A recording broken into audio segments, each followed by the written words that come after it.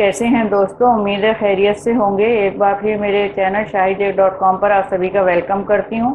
आज मैं आप लोगों के लिए लाई हूं कटे मसाले के कीमे की रेसिपी। इसके इंग्रेडिएंट्स मैं आपको बता दूं।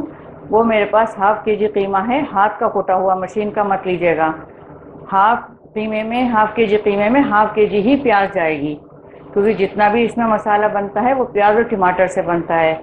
और वो मेरे पास 250 ग्राम 250 ग्राम जो है टमाटर है, मोटे मोटे सब कटा हुआ है, क्योंकि पकने में सब इसके साथ मिक्स हो जाता है। इतना टमाटर तो होना ही होना चाहिए, क्योंकि ये जो है प्याज मीठा होता है, वो इसको बैलेंस करता है। अच्छा, कुछ लोग इसके साथ दही भी डालते हैं तो बहुत ज़्यादा खट्टा हो जाता है। आपकी मर्ज़ी, डालना चाहें डालें, वैसे ज़रूरत नहीं होती है।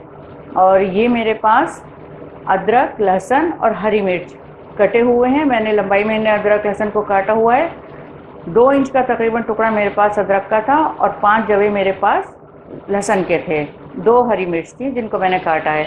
हरा धनिया और हरी मिर्च और अदरक ये गार्निश के लिए मैंने रखे हुए हैं। ये खड़े मसाले, साबुत मसाले जिनको कहते हैं, होल स्पाइसेस हैं। दालचीनी के 2 टुकड़े हैं 2-2 इंच के। सफ़ेद ज़ीरा पाउडर एक छोटा चाय का चम्मच, और 5-6 लौंग और 5-6 सिया मिर्च, 2 बड़ी इलायची और 4 छोटी इलायची हैं।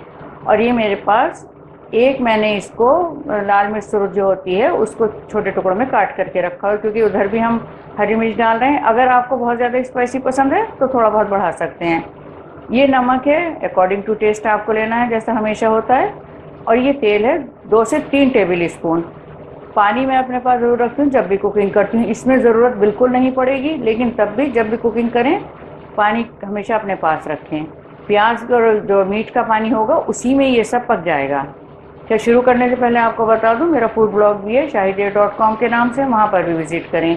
वहाँ पर भी आपको बहुत सी रेसिपीज़ मिल जाएंगी, तो वहाँ भी जाकर के सब्सक्राइब ज़रूर करिएगा। चलिए फिर शुरू करते हैं।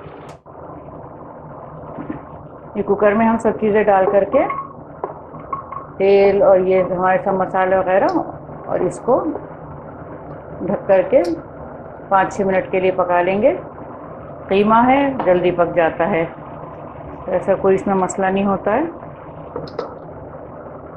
ये कीमा, प्याज मैंने डाल दी इसमें,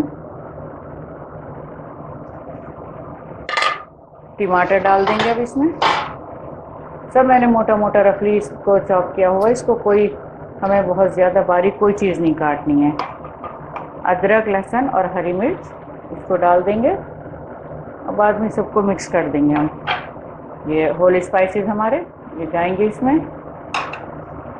लाल मिर्च साबुत जिसको मैंने पीसेस में काट के रखा हुआ था वो, नमक आप अपने हिसाब से घटा बढ़ा लीजिएगा नमक को, और ऑयल, सब एक साथ डाल करके हम इसको कीमा को गलने तक पका लेंगे। इन सब चीज़ों को अच्छे से मिक्स कर दीजिए।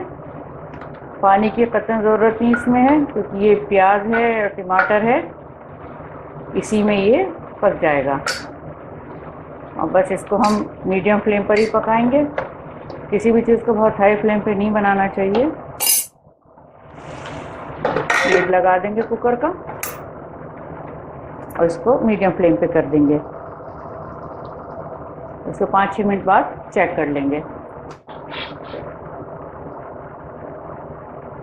ये हमें 5 से 10 मिनट हो गए इसको पकाते हुए, और ये देखिए जितना पानी मीट में और प्याज में था हमारा, ये उसी में सब ये पक गया। अब हम इसे जब तक भूनेंगे जब तक के इसका ऑयल जो है सेपरेट हो जाएगा। देखिए सब जितना भी था इसमें मसाले, प्याज वगैरह कुछ नहीं पता चल रहा है इसी में सब। बाकी जो है ये भूनते टाइम इसमें मिक्स हो जाएगा। कोई पानी वगैरह हमने ऊपर से नहीं डाला था, बस अब इसको भूनना भर बाकी है। ये देखिए कीमा मैंने पूरी तरह से भून लिया। इसमें जितना मॉइस्चर था, पानी था, वो सब सूख गया है। ऑयल मैंने बहुत ज़्यादा नहीं डाला था, क्योंकि ये ग्रेवी नहीं है जिसमें हमें कोई अलग से ऑयल की ज़रूरत पड़े। इतना ही बहुत होता है। ये इसको हमने भून लिया पूरी तरह से। ये देखिए प्याज टमाटर सब कीमे में अच्छे से मिक्स हो गए हैं। और क्वांटिटी मैंने जितनी बताई है मीट की, आपको कीमे की, प्याज की और टमाटर की, इतना ही रखिएगा, इसी से अच्छा बनेगा। ये बस अब हम इसको डिश में निकाल लेंगे और गार्निश कर देंगे हरा धनिया, अदरक और हरी मिर्च से। इतना ही हमें भूनना है। ज़्यादा ऑयल मत डालिएगा इसमें, जितना मैंने बताया था उतना ही डालिएगा। ग्रेवी के सालों में ज़रूरत पड़ती है ऑयल की, इसमें नहीं पड़ती है।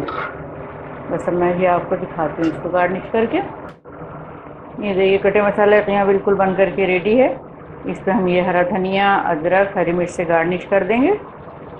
तो ज़रूर ट्राई करिएगा। ये देखिए, मुझे ज़रूर बताइएगा ये रेसिपी आपको कैसी लगी। आप लोगों के कमेंट्स और लाइक्स का मुझे इंतज़ार रहेगा। इस रेसिपी को शेयर करना ना भूलें और सब्सक्राइब करना तो बिल्कुल भी ना भूलें। मिलती हूँ जल्दी नई रेसिपी के साथ, तब तक अपना ख्याल रखें।